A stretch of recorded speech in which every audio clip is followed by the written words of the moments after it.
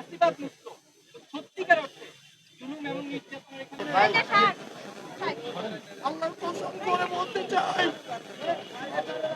যে ফ্যাসিস্টের বিরুদ্ধে আমার ভাই আব্দুল্লাহ আজকে জীবন দিয়েছে।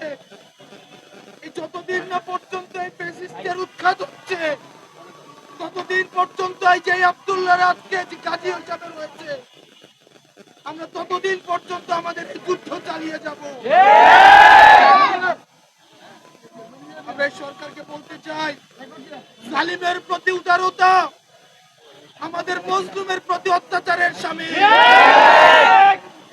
আপনারা জালিমের প্রতি উদারতা দেখাচ্ছেন, এই শহীদদের সাথে আপনারা প্রহসন করছেন। আবু সাইদ থেকে আব্দুল্লাহ পর্যন্ত যারা শহীদ হয়েছে আমরা দেখেছি বিদেশে বসে তাদের বিরুদ্ধে ষড়যন্ত্র চলছে।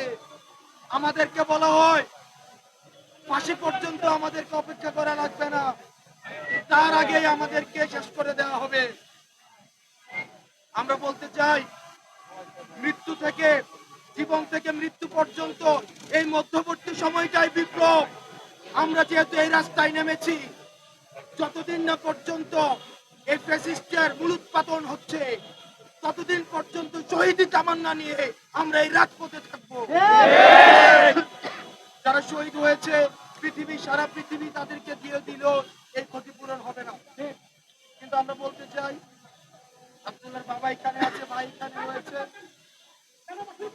সারা পৃথিবী দিল আপনাদেরকে হবে না।